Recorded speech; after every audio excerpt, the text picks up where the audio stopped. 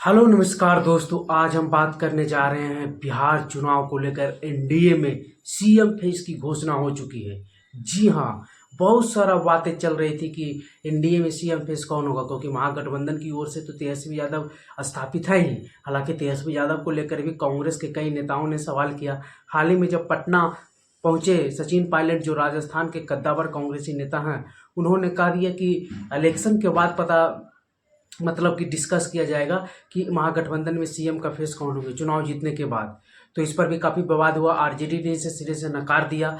लेकिन हम ऐसे माने तो सीएम फेस के रूप में महागठबंधन की ओर से तेजस्वी यादव तो एकदम दिख ही रहे हैं, और जिस प्रकार की रणनीतियां चला रहे हैं, चुनाव से पहले तैयारियां दिख रही है, और लालू यादव की जो बातें आ रही है, तो सीएम फेस में कोई डाउट नहीं है तेजस्वी यादव को लेकर। लेकिन बातें अब चल रही है कि एनडीए गठबंधन की ओर से सीट बंटवारा में जो पेच फंसा हुआ है, और जो सीएम फेस को लेकर सबसे ज़्यादा पेच फंस रहा है, तरह तरह की सवाल उठ रहा है कौन बनेंगे सीएम। नीतीश कुमार को लेकर सवाल उठ रहा है, कभी बीजेपी के कई नेताओं के नाम लिए जा रहे हैं, कभी बोला जा रहा है कि बीजेपी के नेता बनेंगे सीएम। तो इन सभी को लेकर बहुत तरह के मतभेद हैं, और लोग, जनता लोग और पब्लिक लोग जानने में इस बात में काफ़ी रुचि रख रहे हैं। तो हम आज आपको जरूर बताएंगे, इसे जरूर डिस्क्लोज करेंगे कि कौन होंगे एनडीए के सीएम फेस।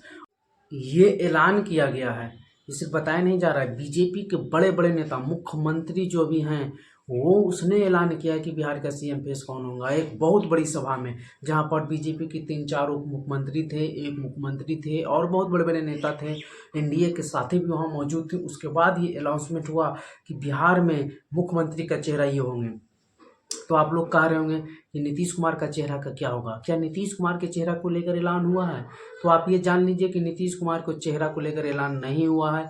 ये एक नया चेहरा है, और बिहार से ही है, और बिहार बीजेपी से है, और बिहार बीजेपी के कद्दावर नेता हैं, बिहार में अभी छाए हुए हैं। तो हम आज बात करने जा रहे हैं इसी पर, क्योंकि लोग को ये लग रहा है नीतीश कुमार को लेकर, और जेडीयू को लेकर, काफी जो जेडीयू से जुड़े हुए लोग हैं वो काफ़ी सेंसिटिव है नीतीश कुमार के चेहरे को लेकर।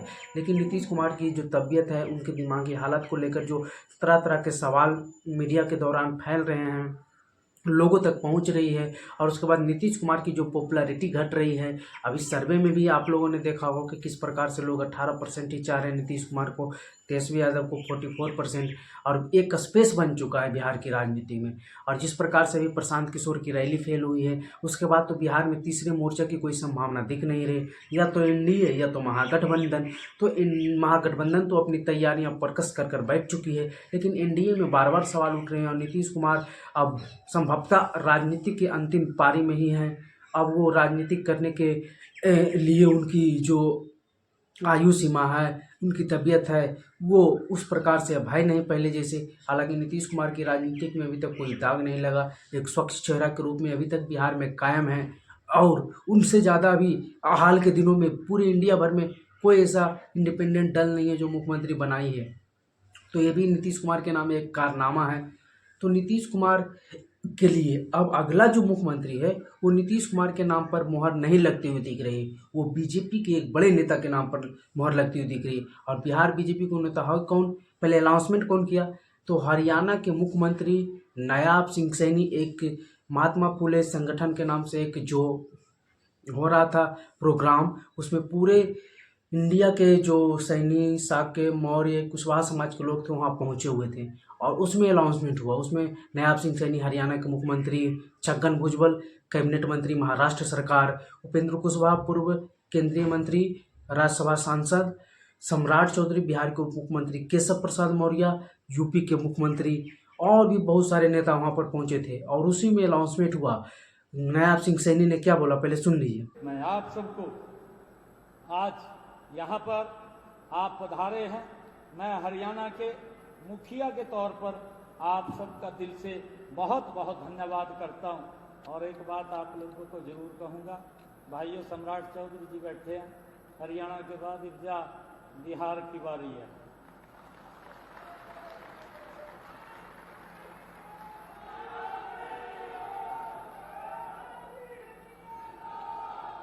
ये विजय की पताका ये रुकनी नहीं चाहिए।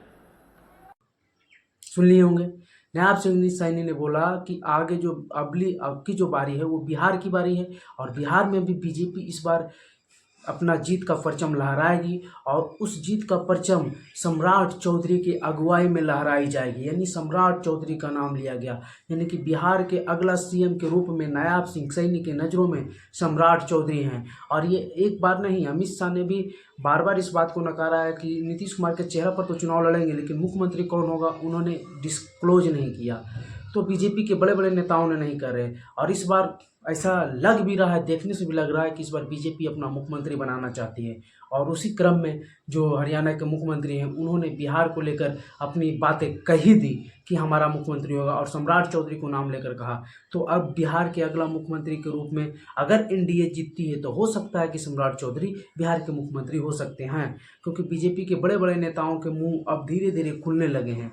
तो आप लोगों ने इस बात को समझ ही लिया होगा कि क्या बात थी। और ये एक बहुत बड़े सभा में वहाँ पूरे ऑल ओवर इंडिया से लोग पहुँचे हुए थे, उस बीच ये बात की घोषणा की गई। और हरियाणा के मुख्यमंत्री की घोषणा की है, जहाँ महाराष्ट्र के भी नेता पहुँचे थे, बिहार के भी बड़े नेता पहुँचे थे, बीजेपी के थे और बीजेपी के सहयोगी दलों के भी नेता थे। तो आपको ये वीडियो कैसा लगा कमेंट में अपनी राय जरूर बताइएगा। वीडियो पर बने रहने के लिए धन्यवाद।